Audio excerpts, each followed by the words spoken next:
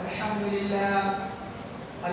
لله وكفى وسلام على عباده الذين اصطفى أما بعد فأعوذ بالله من الشيطان الرجيم بسم الله الرحمن الرحيم قل هل يستوي الذين يعلمون والذين لا يعلمون صدق الله العظيم وقال النبي صلى الله عليه وسلم طلب العلم فريضة على كل مسلم او كما قال علیہ الصلوۃ والسلام۔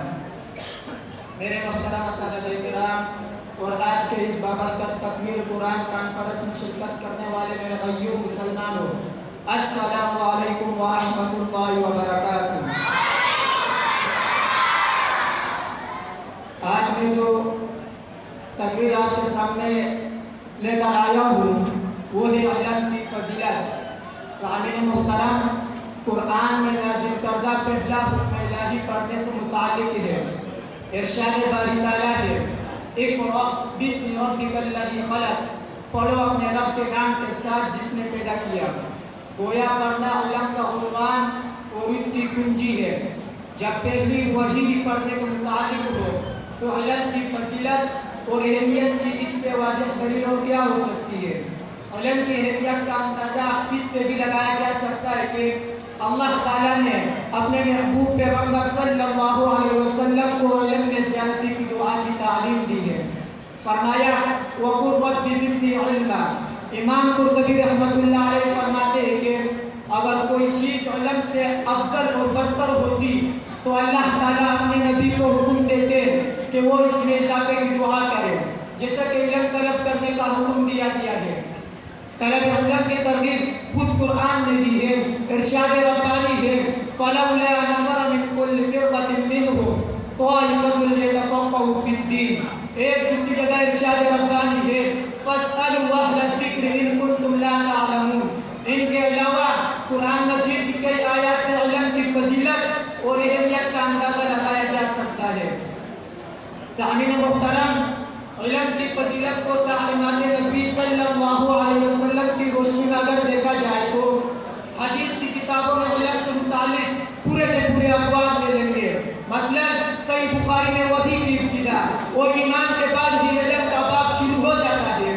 اسی طرح سقائے ستہ کی کتابوں میں بھی علم سے متعلق ابواب ہے۔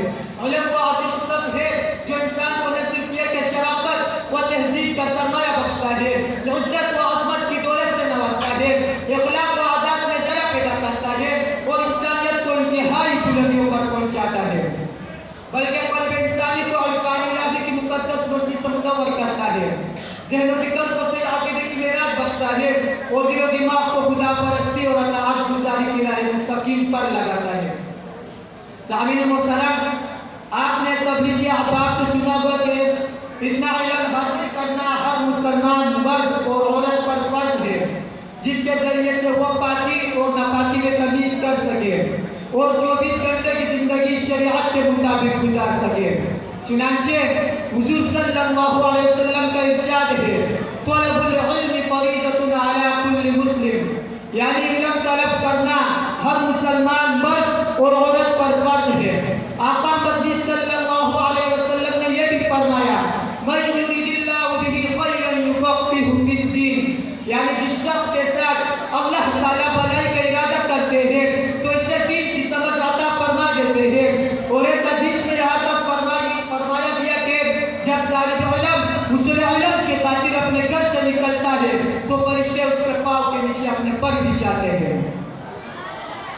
کیا یہ فضیلت کسی صدر اور وزیر اعظم کو حاصل ہے؟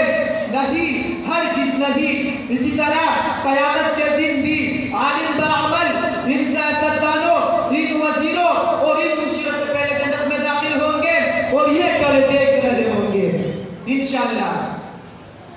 سامعین محترم، علم ہی وہ چیز ہے جس کے ذریعے انسان اور حیوان میں تمیز کیا جاتا ہے۔ علم ہی وہ نعمت ہے جس کی بدولت آدم علیہ السلام مسجود ملائکہ بنتے ہیں۔ ہاں، علم ہی وہ کیمیا سعادت ہے جو مخلوق کو خالق سے اور عبد کو معبود سے قریب تر کرتا ہے۔ اللہ تبارک و تعالیٰ کا ارشاد ہے قل هل يستوي الذين يعلمون والذين لا يعلمون انما يتذكر اولو الالباب۔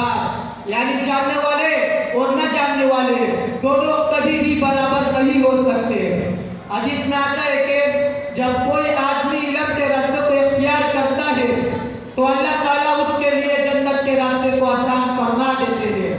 اور ایک حدیث میں آتا ہے عالم کی فضیلت عابد پر اس طرح ہے جس طرح چاند کی فضیلت تمام ستاروں پر.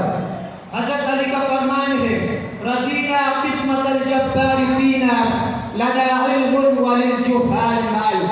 یعنی ہم اللہ کی بنائی ہوئی تقدیر پر راضی ہے. وہ یہ ہے کہ ہمارے لیے تو علم مقرر کیا گیا اور جاہلوں کے لیے مال. جاؤ علم کے دامن کو مضبوطی سے تام لو کیونکہ علم ہی تمہیں جنت میں پہنچائے گا. دعا ہے کہ اللہ تعالیٰ ہم سب کو علم